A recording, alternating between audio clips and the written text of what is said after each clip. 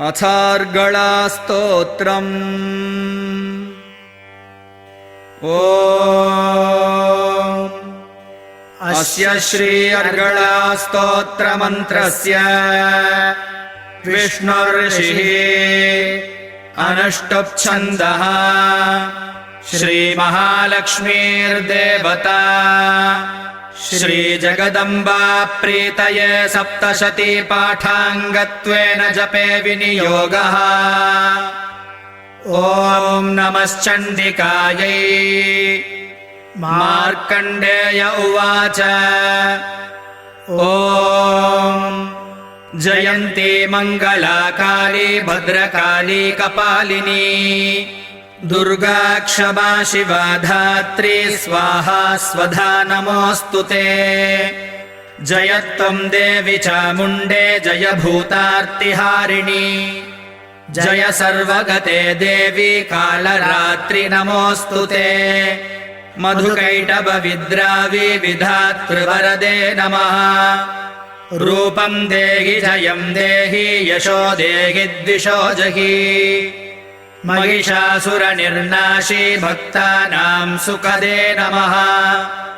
रूपं देहि जयं देहि यशो देहि द्विषो जहि। रक्तबीजवधे देवी चण्डमुण्डविनाशिनी रूपं देहि जयं देहि यशो देहि द्विषो जहि।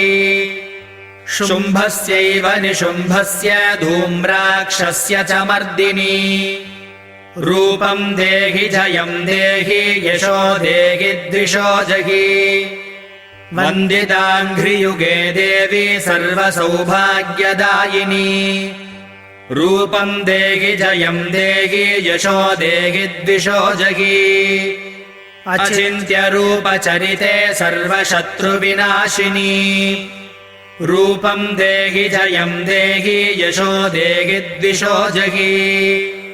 न तेभ्यः सर्वदा भक्त्या चण्डिके दुरितापहे रूपं देहि जयं देहि यशो देहि द्विषो जहि। सुवद्भ्यो भक्तिपूर्वं त्वां चण्डिके व्याधिनाशिनी रूपं देहि जयं देहि यशो देहि द्विषो जहि। चण्डिके सततं ये त्वाम् अर्चयन्तीह भक्तितः रूपं देहि जयं देहि यशो देहि द्विषो जहि। देहि सौभाग्यमारोग्यं देहि मे परमं सुखम् रूपं देहि जयं देहि यशो देहि द्विषो जहि। विधेहि द्विषतां नाशं विधेहि बलमुच्चकैः रूपं देहि जयं देहि यशो देहि द्विषो जहि।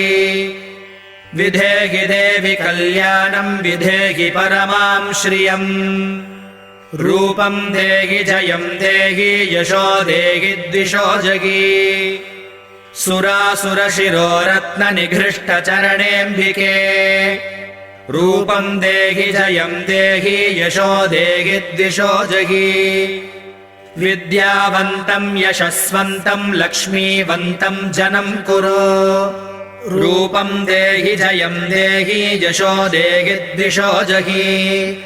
प्रचण्डदैत्यदर्पघ्ने चण्डिके प्रणताय मे रूपं देहि जयं देहि यशो देहि द्विषो जहि। चतुर्भुजे चतुर्वक्त्र संस्तुते परमेश्वरी रूपं देहि जयं देहि यशो देहि द्विषो जहि। कृष्णेन संस्तुते देवी शश्वद्भक्त्या सदाम्बिके रूपं देहि जयं देहि यशो देहि द्विषो जहि। हिमाचलसुतानाथ संस्तुते परमेश्वरी रूपं देहि जयं देहि यशो देहि द्विषो जहि। इन्द्राणीपति सद्भाव पूजिते परमेश्वरी रूपं देहि जयं देहि यशो देहि द्विषो जहि। देवि प्रचण्ड दोर्दण्ड दैत्यदर्प विनाशिनी रूपं देहि जयं देहि यशो देहि द्विषो जहि। देवि भक्तजनोद्दाम दत्तानन्दोदयेऽम्बिके रूपं देहि जयं देहि यशो देहि द्विषो जहि पत्नीं मनोरमां देहि मनोवृत्तानुसारिणीं तारिणीं दुर्गसंसारसागरस्य कुलोद्भवाम् इदं स्तोत्रं पठित्वा तु महास्तोत्रं पठेन्नरः।